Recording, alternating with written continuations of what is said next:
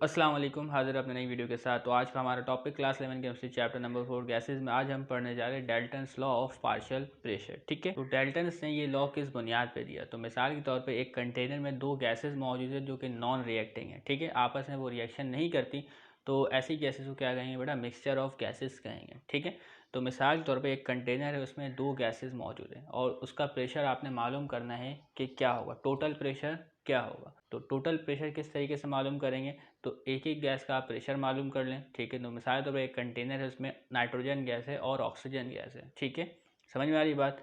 एक कंटेनर में दोनों गैसेस मौजूद है, तो उसका टोटल प्रेशर आप किस तरीके से मालूम करेंगे? तो आपने करना ये होगा कि दोनों इंडिविजुअल गैसेस का अलग अलग प्रेशर मालूम करना पड़ेगा। तो मिसाल तौर पर अगर एक ही कंटेनर में ऑक्सीजन भी है और नाइट्रोजन भी है, तो सबसे पहले आप नाइट्रोजन का प्रेशर मालूम कर लें और उसके बाद ऑक्सीजन का प्रेशर मालूम कर लें और दोनों को सम कर दें, तो आपको क्या है बेटा? टोटल प्रेशर पता चल जाएगा। ठीक है, तो आए इसको इस पिक्चर से समझें।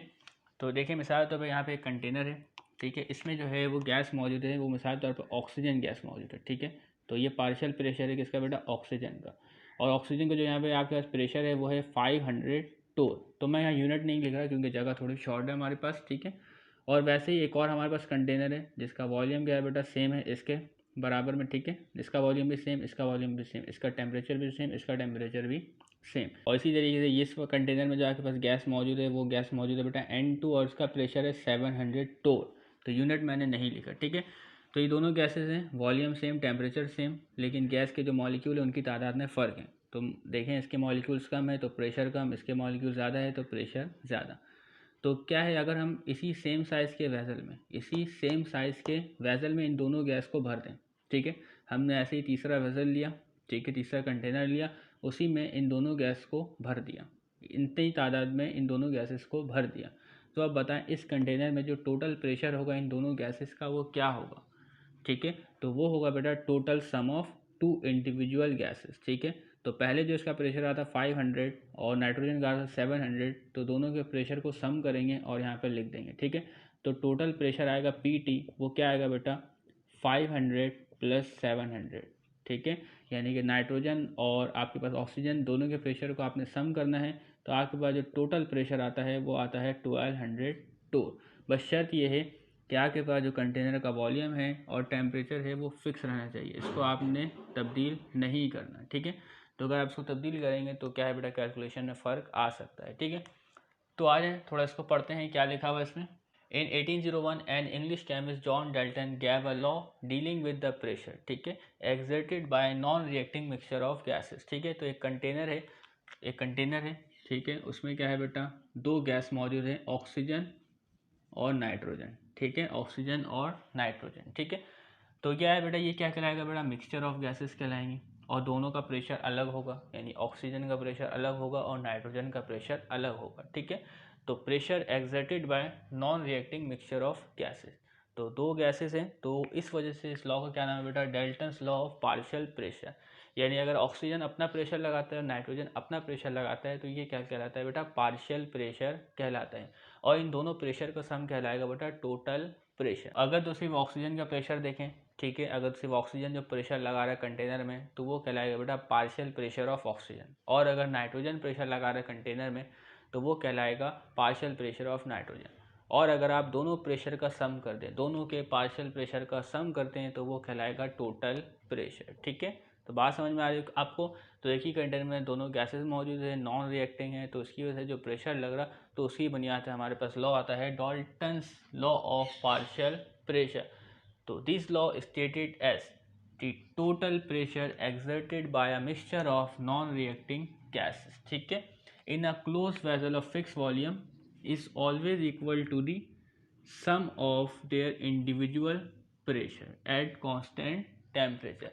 तो टेम्परेचर तब्दील नहीं होना चाहिए। ठीक है, तो यहाँ पे देखें, इसमें मैंने भी आपको बताया, इसमें बेटा ऑक्सीजन गैस ही मौजूद है, नाइट्रोजन गैस ही मौजूद है। ठीक है, और इसमें देखें, इधर हमने ऑक्सीजन गैस का प्रेशर प्लस किया और नाइट्रोजन गैस का प्रेशर है उसको प्लस किया, यानी जो इंडिविजुअल गैसेस है इनका प्रेशर हमने प्लस किया अलग अलग करके, और टोटल प्रेशर हमारे पास क्या है बेटा? 1200 टोर आया। तो यही लॉ लिखा हुआ देखिए, total pressure exerted by a mixture of non reacting gases. ठीक है, तो इसमें क्या बेटा, 2 नॉन रिएक्टिंग गैस है यानी मिक्सचर ऑफ गैस है, नाइट्रोजन और ऑक्सीजन, और दोनों का प्रेशर अलग अलग है क्योंकि दोनों की जो क्वांटिटी है वो डिफरेंट है, ऑक्सीजन कम है और नाइट्रोजन ज़्यादा है। ठीक है। In a close vessel fix volume, इसका वॉल्यूम फिक्स होना चाहिए, चेंज नहीं होना चाहिए इनके मुकाबले में। ठीक है। Is always equal to the sum of the individual pressure. ठीक है। तो हमने इंडिविजुअल का प्रेशर सम किया, पहले जो प्रेशर था, ठीक है, सेम कंटेनर में सेम टेम्परेचर पर। ठीक है। तो वही प्रेशर आगे भी रहेगा अगर आपके कंटेनर का जो वॉल्यूम है वो सेम रहता है और टेम्परेचर सेम रहता है। तो यहाँ देख सकते हैं एट अ कांस्टेंट टेम्परेचर। ठीक है। तो टोटल प्रेशर बराबर होगा इंडिविजुअल प्रेशर के सम के, टोटल प्रेशर बराबर होगा इंडिविजुअल प्रेशर के सम के, लेकिन एट कांस्टेंट टेम्परेचर, और वॉल्यूम भी आपका कांस्टेंट रहना चाहिए। ठीक है। तो देखें ज़रा, तो देखें हमारे पास एक कंटेनर है, उसमें 3 गैस मौजूद है, 4 गैस भी हो सकती है, 5 गैस भी हो सकती है। तो इसको हम किस तरीके से रिप्रेजेंट करेंगे टोटल प्रेशर मालूम करने के लिए। ठीक है। तो टोटल प्रेशर अगर आपने मालूम करना है किसी कंटेनर का, किसी वेसल का, कि उसके ऊपर कितना प्रेशर लग रहा है, ठीक है, तो उसमें गैसेज 3 भी मौजूद हो सकती हैं। अगर 3 गैस मौजूद है तो देखें PA plus PP plus PC, अगर 3 गैस इसमें मौजूद है और 3 से ज़्यादा हो तो PD, 4 हो तो PE, 5 हो तो PF। ठीक है। तो अभी आप समझे सिर्फ और सिर्फ कंटेनर में कितनी गैस मौजूद है बेटा, 2 गैस मौजूद है। ठीक है। अभी आप ये समझिए कि कंटेनर में कितनी गैस मौजूद है, सिर्फ और सिर्फ 2 गैस मौजूद है। तो आप क्या करेंगे, तो अगर ऑक्सीजन है तो ऑक्सीजन के लिए PA, और नाइट्रोजन है, नाइट्रोजन के लिए क्या है बेटा, PB। तो दोनों गैसेस मिलकर जो प्रेशर लगा रही हैं, ठीक है, उसको कैलकुलेट करेंगे और इस फॉर्मूले में रखेंगे और उसको सम करेंगे तो टोटल प्रेशर आपको पता चल जाएगा। ठीक है। लेकिन अब पार्शियल प्रेशर मालूम करने के लिए हमें थोड़ी मेहनत करनी पड़ेगी। ठीक है। तो यहाँ पे सम करना तो बड़ा आसान है, लेकिन कंटेनर में अगर दोनों गैसेस मौजूद है, नाइट्रोजन और ऑक्सीजन, तो हम उनका पार्शियल प्रेशर किस तरीके से मालूम करेंगे, तो उसके लिए हमें डेरिवेशन ड्राइव करनी पड़ेगी। ठीक है। तो आए चलते हैं आगे। तो देखें, if PA, PB, PC etcetera are the individual pressure of gases. ठीक है। तो अगर 3 गैसेस होती तो ये प्रेशर होता। ठीक है। In the mixture the total pressure of the mixture is written, इस तरीके से लिखेंगे। और जो कंडीशन से याद रखना बेटा, वॉल्यूम और टेम्परेचर कांस्टेंट होना चाहिए, तो वॉल्यूम और टेम्परेचर में तब्दीली नहीं होनी चाहिए। ठीक है। The pressure exerted by each individual gases in a mixture is called partial pressure. तो पार्शियल प्रेशर किसको कहते हैं, ये बात मैं आपको बता चुका हूँ। The pressure exerted by each individual gas. ठीक है। जो एक गैस प्रेशर लगा रही है, ठीक है, सोचे 3 मिक्सचर है या 2 मिक्सचर है, तो एक गैस जो प्रेशर लगा रही है उसको कहते हैं बेटा पार्शियल प्रेशर। 2 गैस प्रेशर लगा रही है तो दोनों गैस के पार्शियल प्रेशर का सम करें तो टोटल प्रेशर पता चल जाएगा। अगर 3 गैसेस प्रेशर लगा रही हैं पार्शियल प्रेशर, तो तीनों पार्शियल प्रेशर को सम करें तो टोटल प्रेशर पता चल जाएगा। और अगर 4 गैसेस पार्शियल प्रेशर लगा रही हैं तो चारों को सम करें पार्शियल प्रेशर को, तो टोटल प्रेशर पता चल जाएगा। लेकिन पार्शियल प्रेशर किस तरीके से मालूम करना है, तो उसके लिए भी हम काम करेंगे। ठीक है। The pressure that individual gas would exert. ठीक है। जो इंडिविजुअल गैस जो है कंटेनर के अंदर जो प्रेशर लगाता है, ठीक है, इंडिविजुअल गैस जो इसके अंदर मौजूद है, मिसाल के तौर पर ऑक्सीजन मौजूद है, जो वो प्रेशर लगाता है वो क्या होता है, बिल्कुल सेम होता है। किसके सेम होता है, आइए देखते हैं। ठीक है। As if it were alone in the same container. ठीक है। तो वो अगर इसी साइज़ के कंटेनर में मौजूद है, देखिए ऑक्सीजन इधर है, तीनों कंटेनर का साइज़ सेम है। ठीक है। तो यही ऑक्सीजन अगर इसी कंटेनर में मौजूद है, ठीक है, और सेम टेम्परेचर पर, ठीक है, तो इसका प्रेशर यहाँ पर भी 500 रहेगा, इसका प्रेशर यहाँ पर भी 500 रहेगा। तो जो ऑक्सीजन प्रेशर इस मिक्सचर में लगा रहा है वही प्रेशर क्या है बेटा, सेपरेट कंटेनर में लगाएगा, अगर कंटेनर का जो साइज़ आपके पास सेम हो और टेम्परेचर भी क्या हो बेटा, सेम हो। ठीक है। और वॉल्यूम भी सेम होना चाहिए। The pressure that individual gas would exert as if it were alone in the same container. जो वो अकेले रह के कंटेनर में प्रेशर लगाता है वही प्रेशर जो है वो मिक्सचर में रहते हुए भी लगाएगा, बशर्त ये कि कंटेनर का वॉल्यूम सेम होना चाहिए और टेम्परेचर भी सेम होना चाहिए, जो कि पहले भी लिखा हुआ बेटा, वॉल्यूम और टेम्परेचर क्या है, कांस्टेंट होने चाहिए। तो अगर ऑक्सीजन सेम टेम्परेचर है 500, यहाँ पे टोटल प्रेशर लगा रहा है, तो मिक्सचर में भी क्या है बेटा, 500 लगाएगा अगर टेम्परेचर में कोई तब्दीली नहीं होती। ठीक है। In the mixture all non reacting gases behave independently. तो एक मिक्सचर में तो जो है सब्सटेंस रिएक्ट नहीं कर रहे, तो क्या है बेटा, वो इंडिपेंडेंटली बिहेव करेंगे, सब खुद मुख्तार होंगे। ठीक है। किसी पर डिपेंड नहीं करेंगे। ठीक है। The molecules of each gas have opportunity to strike with the wall. तो हर मॉलिक्यूल के पास एक अपॉर्चुनिटी होती है कि वो वॉल पे स्ट्राइक करे कंटेनर के, इसी वजह से तो प्रेशर जनरेट होता है। तो अगर वो वॉल पे स्ट्राइक नहीं करेंगे तो प्रेशर भी जनरेट नहीं होगा। ठीक है।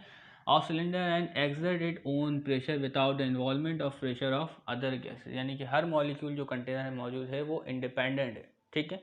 इसके अलावा therefore general gas equation can be apply to individual gas. तो मिसाल के तौर पर एक कंटेनर में 3 गैस है या 2 गैस है, तो दोनों गैस के ऊपर इंडिविजुअल जनरल गैस इक्वेशन आप अप्लाई कर सकते हैं, ठीक है। तो इसमें मिसाल के तौर पर 2 गैस है, तो हम ऑक्सीजन के ऊपर जनरल गैस इक्वेशन अलहदा लगाएंगे और नाइट्रोजन के ऊपर जनरल गैस इक्वेशन अलहदा लगाएंगे, ठीक है। तो therefore general gas equation can be apply to individual gases in the mixture and may be written as. तो इसको किस तरीके से लिखेंगे आज देखते हैं। तो अब डेरिवेशन का आगाज हो रहा है, ठीक है। तो इस कंटेनर में 2 गैसेस हैं बेटा, नाइट्रोजन और ऑक्सीजन, ठीक है। तो अभी नाइट्रोजन और ऑक्सीजन को हटा दें, समझे एक है Pa और एक है Pb, ठीक है। क्योंकि डेरिवेशन हम जनरल ड्राइव करते हैं, किसी खास गैस को लेकर ड्राइव नहीं करते। तो अब ऐसा समझिए इसमें 2 गैसेस मौजूद है बेटा, Pa और Pb। तो Pa के लिए अलग काम करेंगे और Pb के लिए अलग काम करेंगे।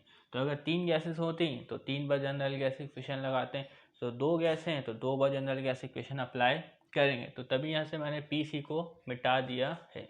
तो A मॉलिक्यूल के लिए जो प्रेशर होगा वो क्या होगा, ठीक है। तो A के लिए जो आप प्रेशर लगाएंगे, तो मिसाल के तौर पर देखें PV = nRT, ठीक है।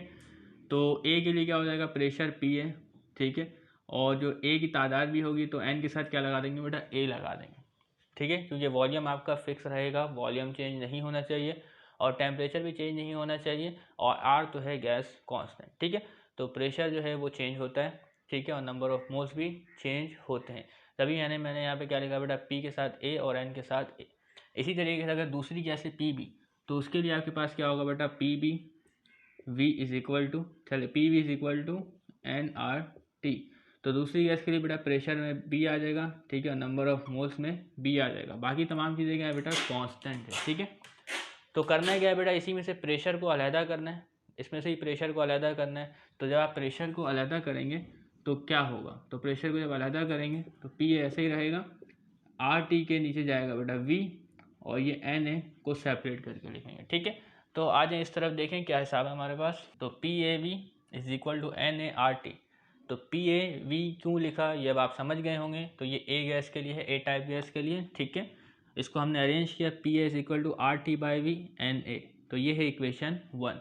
अब जो PB गैस है हमारे पास, उसके लिए कैसे करेंगे, तो PV = nRT। तो प्रेशर के साथ B लगाएंगे और नंबर ऑफ मोल्स के साथ B लगाएंगे, क्योंकि जो B टाइप की गैस है उसमें कमी भी हो सकती है और ज़्यादा भी हो सकती है, ठीक है।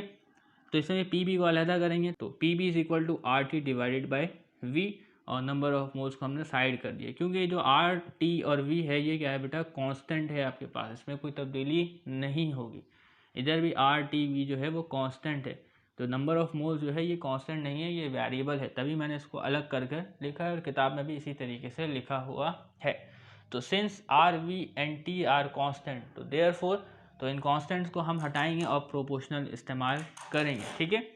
तो PA is directly proportional to the number of moles of A, ठीक है। इसी तरीके से PB is directly proportional to the number of moles of B। तो RT/V कांस्टेंट हटा इज इक्वल टू हटा तो प्रोपोर्शनल लगा, तो कांस्टेंट हटा इज इक्वल टू हटा तो प्रोपोर्शनल लगा है, ठीक है। तो partial pressure of A type gas is directly proportional to the number of moles of A, ठीक है। और partial pressure of B is directly proportional to the number of moles of B। तो मिसाल के तौर पर number of moles of A molecule अगर ज़्यादा होते हैं तो उसका पार्शियल प्रेशर भी ज़्यादा होगा, ठीक है।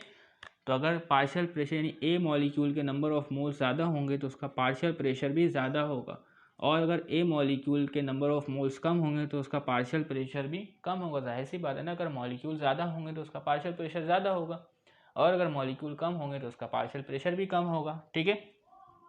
इसी तरीके से दूसरे के लिए कि NB, तो अगर जो B मॉलिक्यूल है उसके नंबर ऑफ मोल्स ज़्यादा होंगे तो उसका पार्शियल प्रेशर भी ज़्यादा होगा, और अगर B मॉलिक्यूल के नंबर ऑफ मोल्स में कमी होगी तो उसके पार्शियल प्रेशर में भी कमी होगी। तो ये एक जनरल रिलेशन है। तो आगे देखिएगा, तो thus at constant temperature and volume, temperature constant, volume भी constant, the partial pressure of each individual gas is directly proportional to its number of moles. देख सकते हैं जो बात मैंने बताई कि partial pressure of A molecule भी कह सकते हैं, या पार्शियल प्रेशर ऑफ A, या पार्शियल प्रेशर ऑफ ऑक्सीजन, ठीक है। तो यहाँ पर हम जनरल काम करें तभी हमने यहाँ पे A लिखा है। तो partial pressure of A is directly proportional to the number of moles of A। तो यहाँ पे लिखा हुआ है the partial pressure of each individual gas is directly proportional to its number of moles. ठीक है, अब क्या है बेटा, ये तो काम हो गया, ये तो सिंगल के लिए हो गया, यानी ए टाइप मॉलिक्यूल के लिए, बी टाइप मॉलिक्यूल के लिए। तो अब मिसाल की तरह हमें डायरेक्ट मिक्सचर का मालूम करना है, हमें क्या है बेटा, डायरेक्ट मिक्सचर का मालूम करना है। ये तो सेपरेटली हो गया ए के लिए, ये हो गया बी के लिए, ये ए के लिए और ये बी के लिए। तो हम चाहते हैं बेटा टोटल पूरे का मालूम करें, तो वो कैसे करेंगे, तो उसमें पी ए पी बी इस्तेमाल नहीं करेंगे, पी टी इस्तेमाल करेंगे। ठीक है, पी टी। तो देखिए यहाँ पे for mixture of gases the general gas equation is written as. ठीक है, तो क्या लिखेंगे बेटा, P V is equal to N R T तो लिखेंगे, और पी के साथ क्या लगा देंगे बेटा, टोटल, एन के साथ भी क्या लगा देंगे, टोटल। पी के साथ टी लगाने का मतलब है बेटा टोटल प्रेशर, एन के साथ टी लगाने का मतलब है बेटा टोटल नंबर ऑफ मोल्स।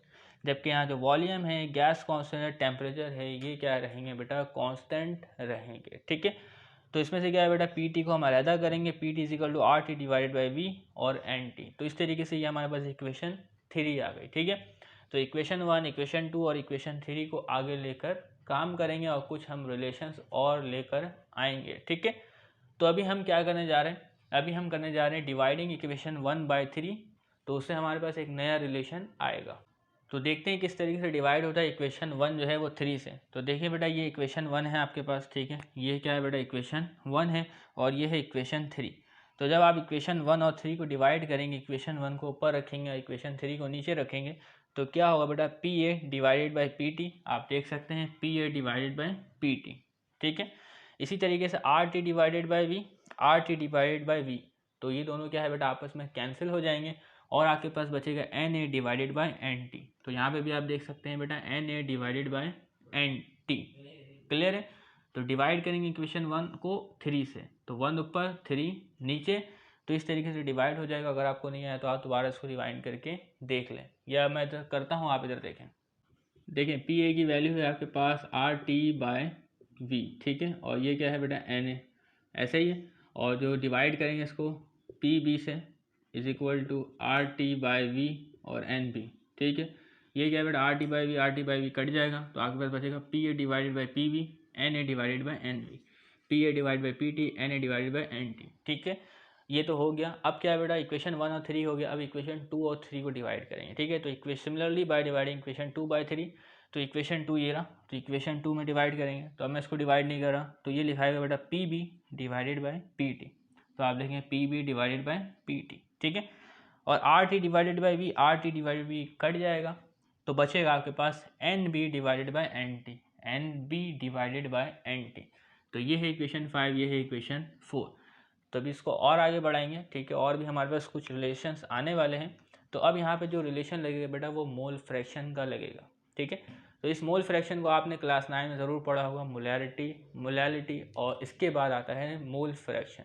ठीक है, तो मोल फ्रैक्शन में आपके पास क्या होता है, अगर आपको याद हो तो मोल फ्रैक्शन क्या होता है, तो आज इसको देखते हैं। ठीक है, तो आपने क्लास 9 में पढ़ा होगा मोल फ्रैक्शन क्या होता है। तो हम पता कर सकते हैं कि एक कंटेनर में किस गैस की फ्रैक्शन जो है वो ज़्यादा है। तो मोल फ्रैक्शन जो होता है वो आपके पास 1 के बराबर होता है। सम ऑफ मोल फ्रैक्शन क्या है बेटा, वो हमेशा 1 के बराबर होता है। तो मिसाल के तौर पर एक कंटेनर में 2 गैसेस हमारे पास मौजूद हैं, तो हम उसका फ्रैक्शन पता करते हैं कि कौन सी गैस ज़्यादा है और कौन सी गैस कम है, लेकिन उसकी जो फाइनल आंसर आएगा वो 1 के अंदर ही आएगा। ठीक है, तो मिसाल के तौर पर हमारे पास एक गैस है N1। ठीक है, बल्कि Na क्या है बेटा, Na। 2 गैस मौजूद है, एक Na और एक Nb। ठीक है, एक Na और एक Nb। तो हमें Na का यानी इसका फ्रैक्शन मालूम करना है कि ये कितने फ्रैक्शंस में मौजूद है। तो हमें क्या करना पड़ेगा बेटा, Na को डिवाइड करना पड़ेगा किससे बेटा, total number of moles of gas से। किससे बेटा, total number of moles of gas से। ठीक है, तो total number of moles of gas को आप रिप्लेस कर देंगे किससे बेटा, NT से। ठीक है, NT लिख देंगे तो क्या हो जाएगा बेटा, total number of moles of gas हो जाएगा। ठीक है, इसी तरीके से आपने mole fraction of B gas मालूम करना है। ठीक है, तो ये कैसे मालूम करेंगे, तो क्या है बेटा, number of moles of B divided by Na plus NB। तो Na प्लस NB क्या है, किसके बराबर होगा बेटा, total number of moles of gas. तो ये होगा बेटा NT। तो इस तरीके से हम मोल फ्रैक्शन मालूम करते हैं। तो मिसाल के तौर पर इसका आंसर आता है हमारे पास 0.60 और इसका आंसर आता है 0.40। तो आप इन दोनों का सम करें तो किसके बराबर आता है बेटा, 1 के बराबर आता है। तो मोल फ्रैक्शन का जो है हमेशा सम 1 के बराबर ही आएगा, इससे ज़्यादा नहीं आएगा। तो इससे हमें पता चलता है फ्रैक्शन की कौन सी गैस की फ्रैक्शन कितनी है। ठीक है, तो यहाँ देख सकते हैं आप ए गैस का जो फ्रैक्शन मौजूद है वो है 0.6 और बी गैस जो मौजूद है वो है 0.40। तो यहाँ पे अभी मोल फ्रैक्शन का कंसेप्ट इस्तेमाल होगा। अगर आपको मोल फ्रैक्शन के कंसेप्ट में कुछ दुश्वारी है तो मोल फ्रैक्शन के टॉपिक को ज़रूर पढ़ें। तो अब क्या है बेटा, इन रिलेशंस में क्या है बेटा, मोल फ्रैक्शन का कंसेप्ट लगेगा। तो देखें मोल फ्रैक्शन क्या होता है। तो जो मैंने बताया अभी, mole fraction is the ratio of number of moles of individual gas. तो इंडिविजुअल गैस किसी एक गैस का, ठीक है, mole fraction is the ratio of number of moles of individual gas यानी किसी एक गैस का, ठीक है, to the total number of moles of all gas. तो देखिए यहाँ एक गैस डिवाइडेड बाय, ठीक है, रेशियो है ना, एक gas divide by total number of all gases, इसको कहते हैं बेटा मोल फ्रैक्शन। ये बराबर होगा x के, ठीक है। तो मोल fraction is the ratio of number of moles of individual gas, ठीक है, वो Na भी हो सकता है या Nb भी हो सकता है इंडिविजुअल गैस। क्या आप मालूम किसका कर रहे हैं, फ्रैक्शन, ये डिपेंड करता है। तो यहाँ देखिए हम फ्रैक्शन मालूम कर रहे हैं Na का, तो हमने यहाँ लिखा XA। तो अगर यहाँ पे हम Nb का मालूम कर रहे हैं तो हम यहाँ पे लिखते हैं Nb, यानी mole fraction of A mole fraction of B।